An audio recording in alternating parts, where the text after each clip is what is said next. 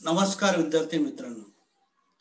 Business law या विषयाच्या मागील व्याख्यानामध्ये आपण कंपनी कायदा 2013च्या भाग 1 अंतर्गत कंपनीच्या काही प्रकारांची सविस्तर चर्चा केलेली आहे. कंपनीचे जे इतर प्रकार आहेत त्यातील एक महत्त्वपूर्ण प्रकार आहे तो म्हणजे सरकारी कंपनी, ज्याला गव्हर्नमेंट कंपनी म्हणून ओळखलं जातं. सरकारने औद्योगिक क्षेत्रामध्ये खाजगी उद्योजकांना, व्यावसायिकांना ज्याप्रमाणे व्यवसाय करण्यासाठी परवानगी दिलेली आहे, त्याचप्रमाणे काही विशिष्ट प्रकारचे क्षेत्र, विशेषतः संरक्षण क्षेत्र असेल, वीज असेल, यासारख्या क्षेत्रामध्ये सर्वसामान्य लोकांच्या हितासाठी योग्य किमतीमध्ये त्या वस्तू आणि सेवा यांचा पुरवठा करता यावा, यासाठी सरकारकडूनच कंपन्यांची स्थापना ही केली जाते. आणि म्हणून सर्वसाधारणपणे ज्या कंपनीची स्थापना ही केंद्र सरकार किंवा राज्य सरकारकडून केली जाते आणि या कंपनीवर पूर्णपणे केंद्र किंवा राज्य सरकारचं नियंत्रण असतं, अशा कंपनीला सरकारी कंपनी म्हणून ओळखलं जातं. कंपनी कायद्याच्या कलम 617 मध्ये सरकारी कंपनीची जी व्याख्या दिलेली आहे त्यामध्ये असं म्हटलेलं आहे की ज्या कंपनीच्या वसूल भाग भांडवलापैकी किमान 51% किंवा त्यापेक्षा जास्त भांडवल हे केंद्र सरकार, राज्य सरकार किंवा दोघांनी संयुक्तरित्या धारण केलेलं असेल, अशा कंपनीला सरकारी कंपनी असे म्हणावे. सरकारी कंपनी खाजगी अथवा सार्वजनिक कंपनी म्हणून नोंदवता येते. कंपनी कायद्याने दोन्ही प्रकारच्या सरकारी कंपन्या ह्या स्थापन करता येतात. सर्वसाधारणपणे अशा कंपन्यांमध्ये 100% भांडवल हे सरकारने पुरवलेलं असतं किंवा 51% किंवा त्यापेक्षा अधिक भांडवल हे सरकारने पुरवलेलं असतं आणि उर्वरित भाग भांडवल हे इतर व्यक्तींकडून गोळा केलेलं असतं. मात्र अशा कंपन्यांवरती सरकारचंच नियंत्रण असतं आणि म्हणून थोडक्यात ज्या कंपन्यांसाठी लागणारं भांडवल हे 100% किंवा 51% पेक्षा जास्त हे केंद्र किंवा राज्य सरकारने पुरवलेलं असेल तर अशा कंपन्यांना सरकारी कंपनी म्हणून ओळखलं जातं. सरकारी कंपनीमध्ये सर्वसाधारणपणे पूर्वी अस्तित्वात असलेल्या Hindustan Machines Tools, Bharat Electronic Limited, Hindustan Cables Limited, Hindustan Antibiotics Limited, Hindustan Aeronautics Limited म्हणजेच HAL, अशा काही कंपन्यांचा आपल्याला समावेश करता येऊ शकेल. कंपन्यांचा एक महत्त्वाचा पुढील प्रकार आहे तो म्हणजे विदेशी कंपनी, ज्याला फॉरेन कंपनीज असं म्हटलं जातं. अलीकडे गॅट कराराच्या अनुषंगाने बहुतांशी देशांनी या करारावरती स्वाक्षऱ्या केलेल्या आहेत आणि आपल्या देशातील सीमा या परदेशातील अनेक कंपन्यांना उद्योगधंदे, व्यवसाय सुरू करण्यासाठी खुल्या करून दिलेल्या आहेत आणि त्यातूनच विदेशी कंपनी हा एक प्रकार अस्तित्वात आलेला आपल्याला दिसून येतो. कंपनी कायद्याच्या कलम 591 ते 608 मध्ये परदेशी कंपनी स्थापन करण्यासंदर्भातल्या महत्त्वाच्या तरतुदी ह्या दिलेल्या आहेत. यामध्ये कलम 591(1)(a) मध्ये परकीय कंपनी किंवा विदेशी कंपनी कोणत्या कंपनीला म्हणावं याबाबतचं स्पष्टीकरण दिलेलं आहे. त्यामध्ये असं म्हटलेलं आहे की ज्या कंपनीची स्थापना ही भारताबाहेर झालेली आहे, म्हणजे परदेशामध्ये झालेली आहे, परंतु तिला भारत सरकारने आपल्या देशामध्ये म्हणजेच भारतामध्ये व्यवसाय सुरू करण्यास परवानगी दिलेली आहे, अशा कंपनीला विदेशी कंपनी असं म्हणावं. कलम 592 नुसार विदेशी कंपनीने भारतात व्यवसाय सुरू केल्यानंतर 30 दिवसाच्या आत नोंदणी अधिकाऱ्याकडे त्या कंपनीचं घटनापत्रक आणि नियमावली, कंपनीच्या नोंदवलेल्या कार्यालयाचा पूर्ण पत्ता, कंपनीच्या संचालकांची यादी, त्यांचा व्यवसाय आणि राष्ट्रीयत्व आणि कंपनीच्या वतीने कागदपत्र स्वीकारण्याचा अधिकार असलेल्या आणि भारतामध्ये वास्तव्य करणाऱ्या व्यक्तींची नावं आणि पत्ते या संदर्भातली माहिती देणं आवश्यक आहे. तर कलम 593 नुसार जर या कागदपत्रांमध्ये काही बदल झाले तर त्या बदलांची माहिती योग्य वेळेत कंपनी अधिकाऱ्याकडे पुरवणं हे बंधनकारक करण्यात आलेलं आहे. आणि जर विदेशी कंपन्यांनी या कायद्यातील तरतुदींची पूर्तता केली नाही तर कलम 593 आणि 599 मध्ये अशा कंपन्यांच्या बाबतीमध्ये शिक्षा देण्याची ही तरतूद केलेली आहे. अलीकडे आपल्या देशामध्ये देखील अशा बहुतांशी विदेशी कंपन्यांची स्थापना ही झालेली आहे. त्यामुळे देशाचा औद्योगिक विकास झपाट्याने करणं हे काही प्रमाणामध्ये शक्य झालेलं आहे. कंपनीचा पुढचा एक महत्त्वाचा प्रकार आहे तो म्हणजे सूत्रधार कंपनी आणि त्यालाच अनुसरून पुढचा एक प्रकार आहे तो म्हणजे सहाय्यक कंपनी. यांना अनुक्रमे holding company and subsidiary company असं म्हटलं जातं. अलीकडे कंपनीला कृत्रिम व्यक्ती म्हणून मान्यता दिलेली असल्या कारणाने एक कंपनी दुसऱ्या कंपनीचे भाग ही खरेदी करू शकते. बऱ्याचशा वेळेला एखाद्या कंपनीला विशिष्ट क्षेत्रातील दुसऱ्या कंपनीवर आपलं स्वतःचं नियंत्रण असावं असं वाटत असल्या कारणाने अशा कंपनीचे भाग एका विशिष्ट कंपनीकडून खरेदी केले जातात.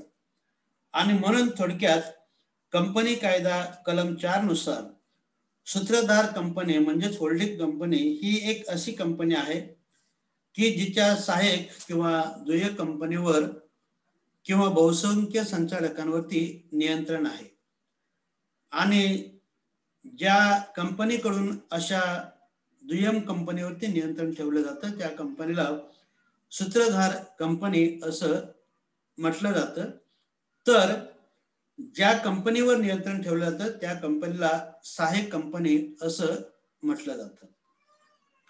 सर्वसाधारणपणे सूत्रधार कंपनी ही दुसऱ्या कंपनीचे 51% किंवा त्यापेक्षा अधिक भाग भांडवल खरेदी करत असते. त्यामुळे साहजिकच एका कंपनीचं दुसऱ्या कंपनीवरती वर्चस्व हे प्रस्थापित होतं. समजा अ आणि ब ह्या दोन कंपन्या आहेत. अ ह्या कंपनीने ब ह्या कंपनीचं 51% अधिक भाग भांडवल खरेदी केलेलं असेल आणि अ ह्या कंपनीच्या संचालकांचं ब ह्या कंपनीवरती नियंत्रण असेल किंवा एकूण संचालकांमध्ये अ ह्या कंपनीच्या संचालकांची संख्या जास्त असेल तर या ठिकाणी अ ह्या कंपनीला सूत्रधार कंपनी म्हणून ओळखलं जाईल तर ब ही कंपनी दुय्यम किंवा सहाय्यक कंपनी म्हणून ओळखलं जाईल. उदाहरणार्थ महिंद्रा अँड महिंद्रा ही देशातील एक लीडिंग कंपनी आहे की ज्या कंपनीकडून वेगळ्या प्रकारच्या वाहनांची निर्मिती केली जाते. परंतु या वाहनांसाठी लागणाऱ्या सर्वच भागांची निर्मिती ही महिंद्रा अँड महिंद्रा लिमिटेड या कंपनीकडून केली जात नाही. तर ही कंपनी टायर्स वेगळ्या कंपन्याकडून खरेदी करते. गिअरबॉक्स किंवा स्टेअरिंग हे वेगळ्या कंपनीकडून खरेदी केले जातात. इतर छोटे पार्ट हे वेगळ्या कंपनीकडून खरेदी केले जातात. समजा महिंद्रा या कंपनीने टायर पुरवणाऱ्या कंपनीकडून योग्य वेळेला किंवा नियमितपणे मालाचा पुरवठा व्हावा यासाठी टायर उत्पादन करणाऱ्या कंपनीचे 51% पेक्षा जास्त भाग खरेदी केले तर Mahindra and Mahindra he company सूत्रधार कंपनी म्हणून मानली जाईल. तर टायर उत्पादन करणारी कंपनी ही सहाय्यक कंपनी म्हणून मानली जाईल. आणि म्हणून सूत्रधार कंपनी आणि सहाय्यक कंपनी या एकमेकाशी संलग्न असणाऱ्या दोन वेगवेगळ्या कंपन्या आहेत असं आपल्याला म्हणता येऊ शकेल. मात्र दोन्ही कंपन्यांना कायद्याने स्वतंत्र अशा प्रकारचं अस्तित्व हे प्राप्त होतं. कंपनीचा पुढचा एक प्रकार आहे तो म्हणजे उत्पादक कंपन्या. कंपनी कायद्याच्या कलम 581 नुसार या नवीन कंपनीला मान्यता देण्यात आलेली आहे. विशिष्ट उद्दिष्ट पूर्ण करण्याच्या हेतूने एकत्र येणाऱ्या सभासदांना उत्पादक कंपन्या असं म्हटलं जातं. उत्पादक कंपन्यांच्या नोंदणीमुळे सहकारी संस्थेला कंपनी म्हणून काम करण्यास मदत होते आणि म्हणून उत्पादक कंपनी म्हणजे कंपनी कायद्यानुसार उत्पादक कंपनी म्हणून ज्या कंपनीची नोंदणी केलेली आहे अशा व्यक्तींची संघटना. सर्वसाधारणपणे उत्पादक कंपन्या ह्या पुढील कारणासाठी स्थापन केल्या जातात, ज्यामध्ये प्रामुख्याने सभासदांच्या शेतमालावरती प्रक्रिया करणं, त्यांचं जतन करणं आणि संवर्धन करणं किंवा पॅकिंग करणं. उदाहरणार्थ साखर कारखाने यामध्ये शेतमालावरती प्रक्रिया करण्यासाठी जर साखर कारखान्याची स्थापना ही या कलमाअंतर्गत केली गेली असेल तर ती उत्पादक कंपनी मानली जाईल. त्याबरोबरच सभासदांच्या शेतमालाचं उत्पादन करणं, मालाची प्रतवारणी करणं, एकत्रीकरण करणं, विपणन, विक्री आणि निर्यातीची व्यवस्था करणं आणि फायद्यासाठी माल सेवा आयात करणं, सभासदांच्या शेतमालाच्या उत्पादनासाठी आवश्यक तंत्रज्ञानाची खरेदी किंवा तंत्रज्ञानाचा पुरवठा करणं, सभासदांना आणि उत्पादकांना शिक्षणाच्या सुविधा उपलब्ध करून देणं, सभासदांसाठी विविध कल्याणकारी उपक्रमांचं आयोजन करणं, शेतमालाचा विमा उतरवणं, परस्परांना मदत करण्याचं तंत्र विकसित करणं, सभासदांना आर्थिक सुविधा आणि पतपुरवठा उपलब्ध करून देणं, जमिनीचे पुनरुज्जीवन, पाणी पुरवठ्याच्या सोयी किंवा शेतमालाच्या नुकसानीपासून बचाव करणं, अशा विविध उद्दिष्टांच्या पूर्ततेसाठी जर 10 किंवा 10 पेक्षा अधिक उत्पादक व्यक्ती ह्या एकत्र आल्या आणि त्यांनी या कलमाअंतर्गत म्हणजे 581 कलमातील तरतुदीनुसार कंपनीची स्थापना केली तर त्या कंपनीला उत्पादक कंपनी म्हणून ओळखलं जातं.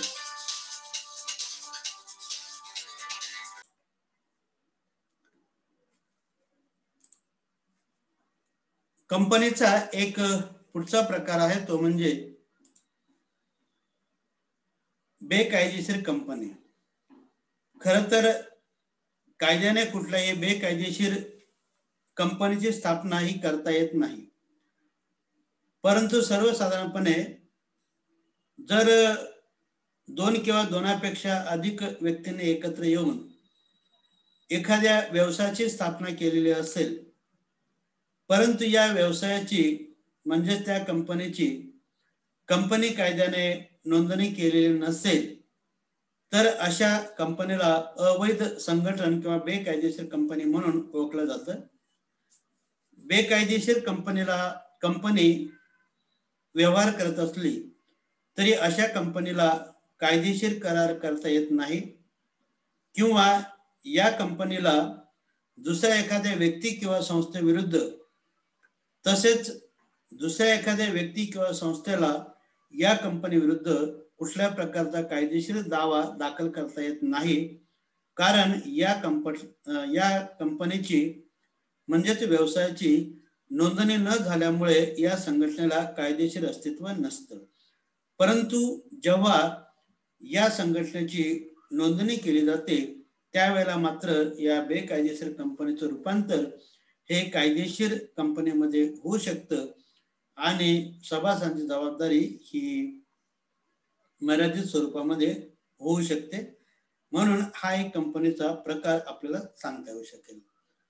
आणि शेवटचा एक महत्त्वाचा प्रकार आहे तो म्हणजे वन मॅन कंपनी किंवा एक व्यक्ती कंपनी. खरं तर कंपनी स्थापन करण्यासाठी किमान 2 व्यक्तींची आवश्यकता असते, कारण खाजगी कंपनीच्या स्थापनेसाठी किमान 2 व्यक्ती आणि सार्वजनिक कंपनीच्या स्थापनेसाठी किमान 7 व्यक्ती एकत्र आल्याशिवाय कंपनीची स्थापनाही करता येत नाही.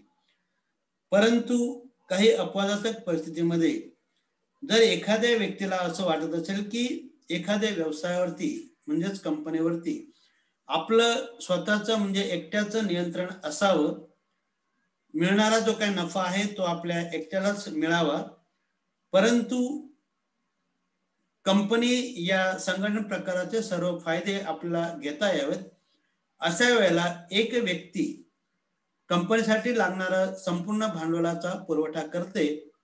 मात्र कायदेशीर बाबींची पूर्तता करता यावी यासाठी काही व्यक्तींना केवळ नाममात्र सभासद हे करून घेतलं जातं. समजा एखाद्या कुटुंबामार्फत एखाद्या कंपनीची स्थापना केली, तर कुटुंब प्रमुखाकडेच त्या कंपनीचं संपूर्ण नियंत्रण असतं. मात्र कुटुंबाच्या इतर सभासदांना नाममात्र सभासद हे करून घेतलं जातं. थोडक्यात एक व्यक्ती कंपनीमध्ये भाग हे स्वतःच्याच नावाने त्या व्यक्तीकडून खरेदी केले जातात आणि केवळ कुटुंबातील काही व्यक्तींचा किंवा जवळच्या नातेवाईकांचा नाममात्र सभासद म्हणून सहभाग करून घेतला जातो. त्यावेळेला अशा कंपनीला एक व्यक्ती कंपनी असं म्हटलं जातं. म्हणजे कायद्याच्या दृष्टीने या कंपनीमध्ये सभासदांची संख्या ही एकापेक्षा अधिक असली तरी त्या कंपनीला मात्र लागणारं सर्व भांडवल हे एकाच व्यक्तीने पुरवलेलं असतं. त्या एकाच व्यक्तीचं कंपनीवरती पूर्णपणे नियंत्रण असतं आणि झालेला नफा तोटा हा देखील त्या एकाच व्यक्तीला प्राप्त होतो आणि म्हणून अशा प्रकारच्या कंपनीला एक व्यक्ती कंपनी असं म्हटलं जातं.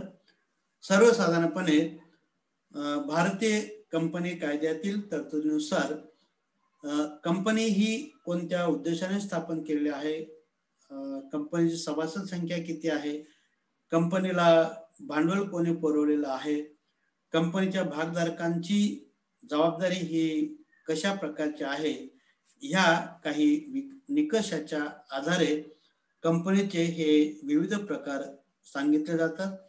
यातील खाजगी कंपनी आणि सार्वजनिक कंपनी हे प्रकार मात्र या ठिकाणी प्रचलित आहेत किंवा मोठ्या प्रमाणावरती कंपनी स्थापना या दोन प्रकारे केली जाते आणि म्हणून यापुढे आपण प्रामुख्याने कंपनी कायद्यातील बहुतांशी तरतुदींचा अभ्यास हा खाजगी कंपनी आणि सार्वजनिक कंपनीच्या अनुषंगानेच करणार आहोत.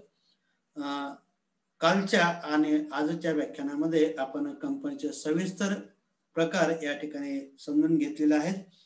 पुढच्या व्याख्यानामध्ये आपण कंपनी स्थापना करण्याची प्रक्रिया किंवा कंपनीच्या निर्मितीची प्रक्रिया ही समजून घेणार आहोत. आज याच ठिकाणी थांबूयात. धन्यवाद.